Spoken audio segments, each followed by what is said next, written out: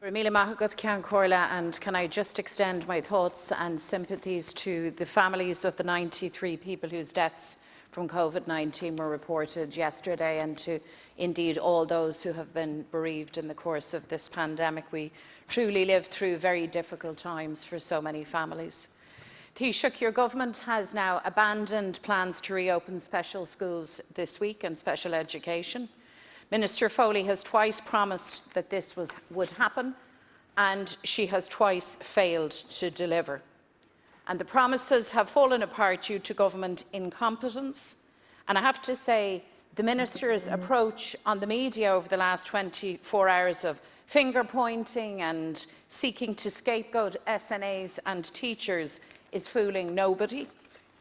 Everybody wants to see children and young people with additional needs back at school.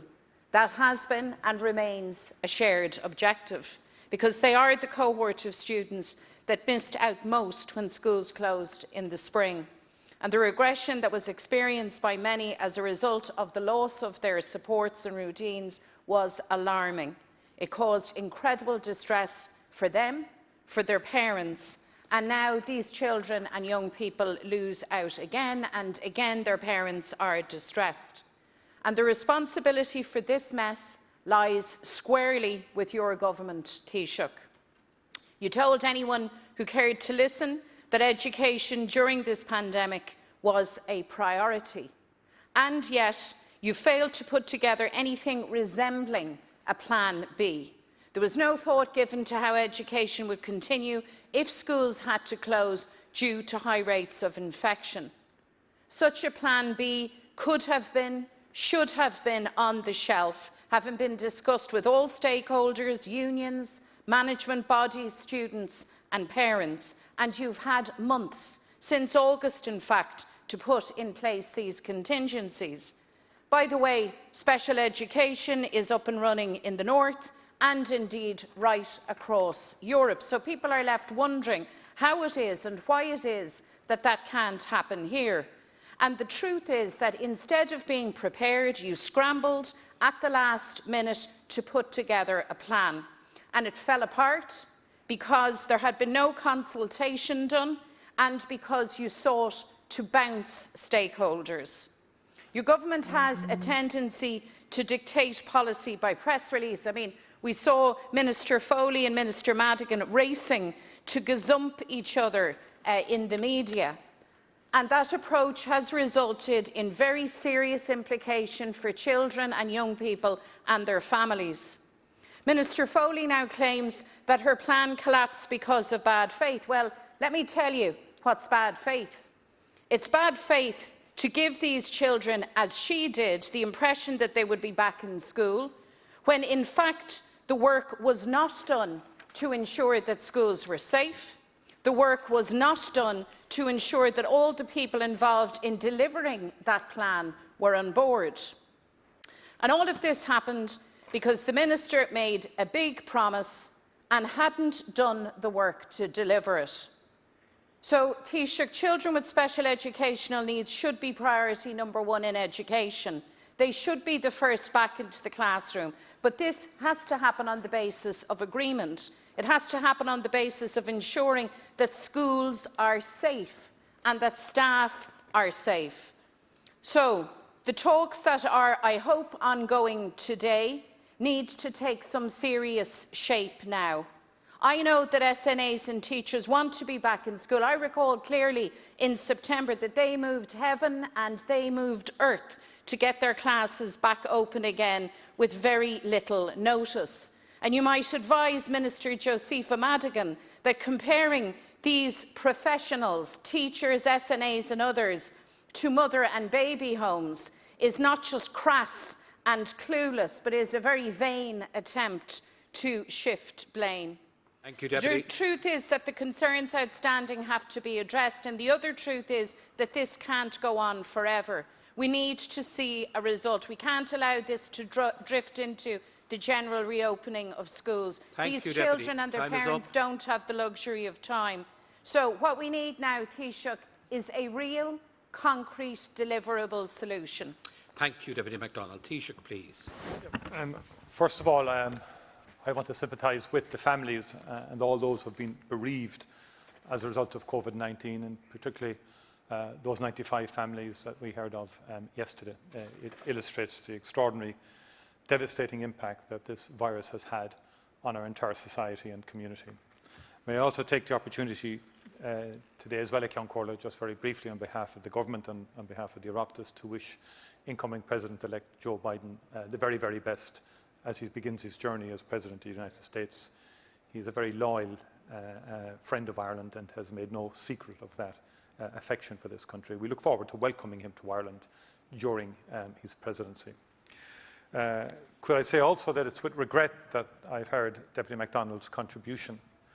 I think it's overly partisan, it's overly political, it seeks to attack the Minister and the Government for seeking to work in good faith with all the partners in education to provide for children with special needs and their families. And the Government took that decision originally when we took the decision not to reopen schools, because we didn't want 1 million people on the move, given the very high level of the community transmission of the virus and the high level of it in our community. But we did, because we did want to provide for children with special needs. Everybody in the House did. I can quote every deputy, every spokesperson saying we must do something to provide for children with special needs, and that it can't be all closure and no opening. And some deputies suggested that we would open maybe for alternate days or particular parts of the week, and that we need to make some provisions. And the government worked in good faith to do that, because we are conscious, because I can go back through the first lockdown, what Deputy MacDonald said, what other deputies said, in terms of the necessity to have schools open now for children with special needs. Because everybody commented after the first lockdown the degree of regression and the very negative impact on families. That idea and principle was shared by the education partners, in good faith as well. It is absolutely untrue to say there was no consultation. I just don't understand how Deputy MacDonald can stand up and say something like that. It's just so untrue. And it illustrates that this is a partisan political attack by Deputy MacDonald, not any helpful, constructive approach to this issue. And I can go through, and even last week in the public airwaves, the General Secretary of the INTO was saying next week there will definitely be schools open and there will be members of the INTO and FORSA in the schools. I think he said that in good faith.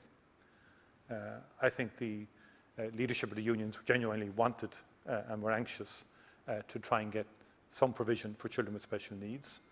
There's been an extraordinary degree of consultation on public health, and I think that webinar in itself, with I think up to 14,000, if not more, participating, illustrates the concerns out there and the interest out there and the genuine contribution of many special needs assistants and teachers across the country.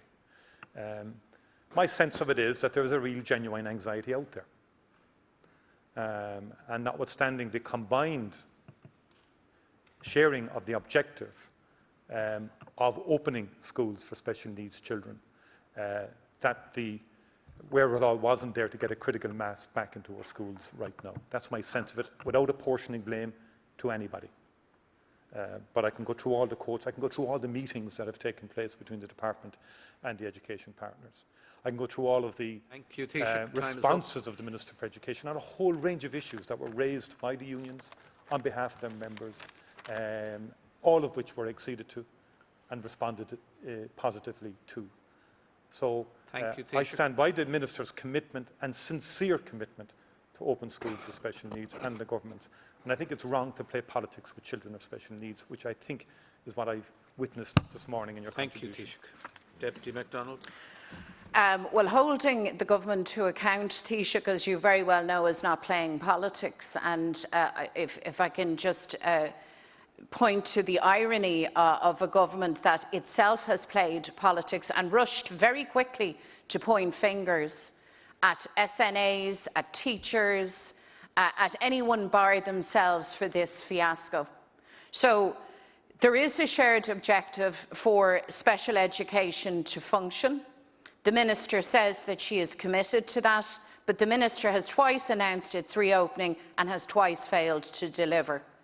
The consultation that happened was clearly insufficient, and the Minister jumped the gun. She made the big announcement to considerable fanfare that services would resume, but she did not have the plan in place. She had not settled or reassured teachers and SNAs, the caring, wonderful professionals who deliver the services and support to these wonderful children and young people. That had not been finalised. Now, by any calculation, that was a gross misjudgment on her part. Thank you, and Deputy what MacDonald. is worse is, after the fact, to attempt to lay the blame and scapegoat and be incredibly divisive amongst the special education community. That is not good government. So can I ask you, Taoiseach, are you telling the Dáil that you are reassured that Minister Foley, that Minister Madigan can in fact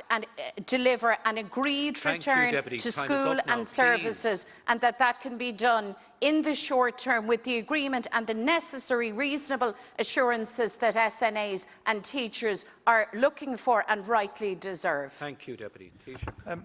I don't detect, and I mean this in the best of good faith, I don't detect anything of substance in your contribution this morning on this. You've been going on about a Plan B for a long time, with no concrete fleshing out of what your Plan B is. Schools reopened in September through partnership, involving the parents, involving the unions, involving the department, involving the minister, and with a lot of resources provided by government. And it was a successful reopening from September to Christmas. And public health played a very significant role in that, particularly Dr. Kevin Kelleher from the HSE, Dr. Abby Collins in particular, who were available every week to consult with leadership teams in education in respect of public health guidance and responses.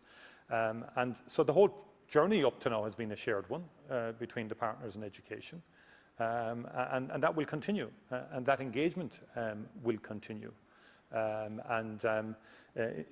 You know, and again, on the 15th of January, the INTO General Secretary made the point. He said we will have a very significant number of Force and INTO members who will be going back into special classes and into mainstream.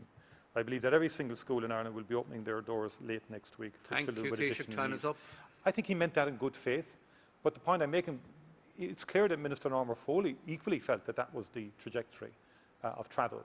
And what issued on the Friday evening was an agreed guidance, which was agreed by all the partners, to go out to the school management and principals, because they needed to get an advanced guidance framework prior to the 24th. Deputy